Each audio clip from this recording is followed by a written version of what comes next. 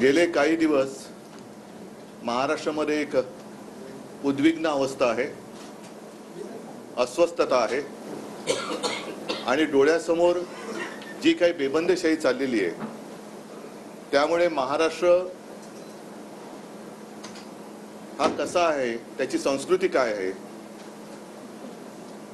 हे माहीत नसणारे जरी निर्ढावलेपणाने काही बोलत असले तरी महाराष्ट्राचं मन आणि जनता मात्र कमालीची दुखावली गेलेली आहे। गेले काही दिवसांपासून गुंडांचा जो हैदोस या महाराष्ट्रामध्ये सुरू आहे, असा हैदोस असं नाही की यापूर्वी झाला नव्हता, पण ते गँग वॉर हे दोन गँग मधलं वॉर होतं।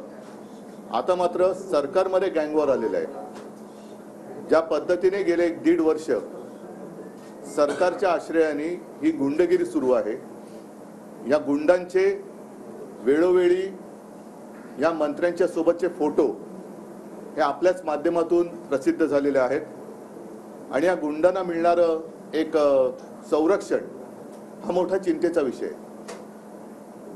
काल परवाकडे आमचा एक चांगला कार्यकर्ता अभिषेक, त्याच्यावरती निर्गुण हल्ला झाला, त्याची हत्या झाली।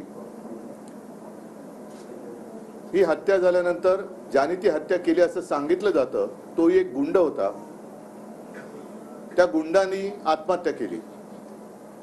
हे प्रकरण जेवढं वरकरणी वाटतं तेवढं सोपं दिसत नाहीये। सूड भावना ही एक भावना असते ज्याने माणूस अत्यंत टोकाचं पाऊल उचलतो। समजा एक क्षणभर धरून चाला की त्या गुंडांनी तसं पाऊल उचललं असेल तरी त्याने स्वतः आत्महत्या का केली हा एक प्रश्न मनामध्ये कायम राहतो। ज्याप्रमाणे गणपत गायकवाड ह्या भाजपच्या आमदारांनी भर पोलीस स्टेशनमध्ये गोळीबार करतानाचा तो व्हिडिओ कोणीही न मागता प्रकाशित झाला, सर्वांसमोर आला। अभिषेक घोसाळकर आणि तो जो गुंड होता मॉरिस, त्याचं फेसबुक लाईव्ह वरचा तो व्हिडिओ आलाय। गोळ्या झाडतानाचं दिसते पण कोण झाडतं हे कळत नाहीये। काल मी तिथे काही पोलीस अधिकाऱ्यांशी बोलल्यानंतर त्या मॉरिसकडे काही परवानाधारक शस्त्र नव्हतं, पण त्यांनी जो एक माणूस स्वतःचा बॉडीगार्ड म्हणून ठेवला होता, आता त्याला बॉडीगार्ड ठेवण्याची वेळ का आली आणि हा बॉडीगार्ड कोण होता, पोलिसांनी त्याला ताब्यात घेतले, मला वाटतं मिश्रा त्याचं नाव, त्याच्या शस्त्रातून त्यांनी त्या गोळ्या चालवल्या।